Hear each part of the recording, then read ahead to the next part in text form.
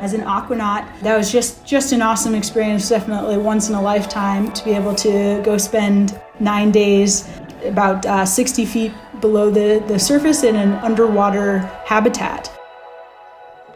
And we would do a full end-to-end mission scenario, simulating the moon or Mars. That's where we really got to put to the test, what is exploration of these planetary bodies going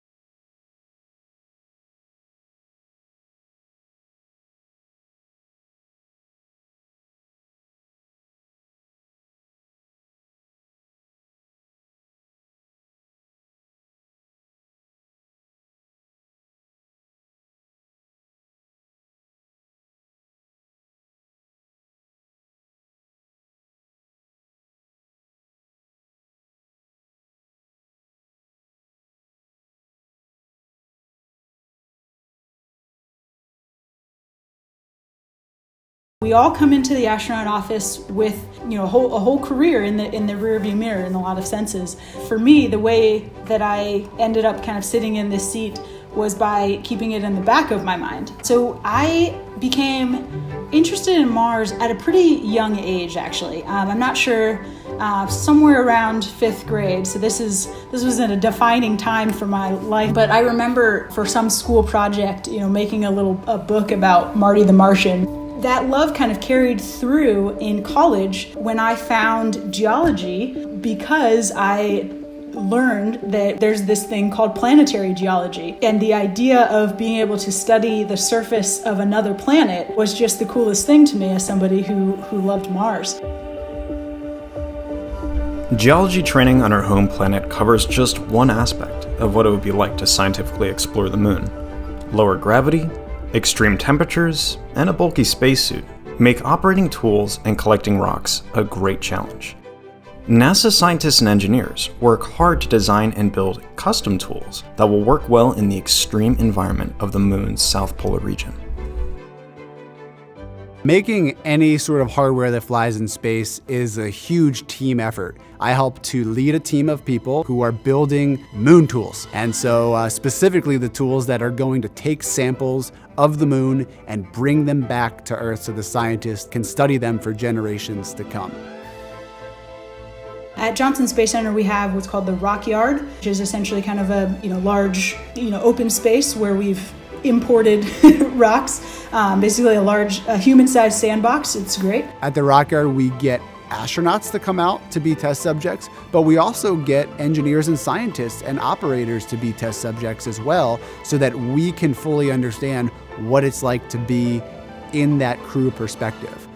So understanding, what our priorities are, what types of rocks we're interested in and why, but also to start using the tools that we'll be using to collect those samples. Let's just start with the most simple tool, the geology hammer. You all know what a hammer looks like, but in the South Pole, it's going to be really cold there. And so we need to make sure that we're using a material that doesn't break at very cold temperatures. So we create a test plan that includes putting it through environmental testing. So putting the tools in very hot conditions and very cold conditions and making sure they work. We can't just go to the hardware store and buy a hammer. We have to go make a special one. And then we have testing like ergonomic testing to make sure that it actually works with the astronauts and that it fits their gloved hand when they're in the spacesuit. It's not too exhausting for them. There's all of these little different nuances of being in the spacesuit that are hard to fully appreciate unless you get in there.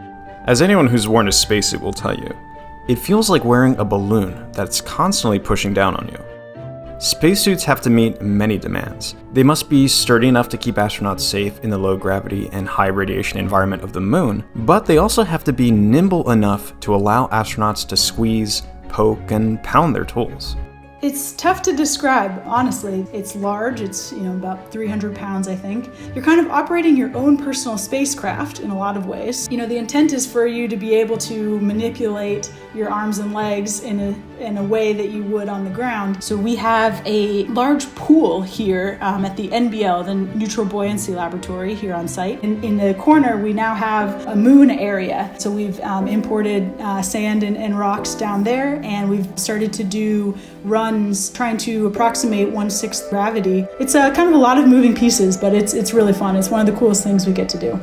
And I'll tell you what, some of my most favorite, moments at NASA have been when I see these engineers start to get excited about the science that we're doing and start to, learn some of the geology terminology, because that really is what creates an effective team. And so hearing, tools engineer Adam Nade start to say, wow, this looks like a basalt that has lots of vesicles with olivine phenocryst in it, just make me incredibly excited, because it means that, we're learning to speak each other's languages.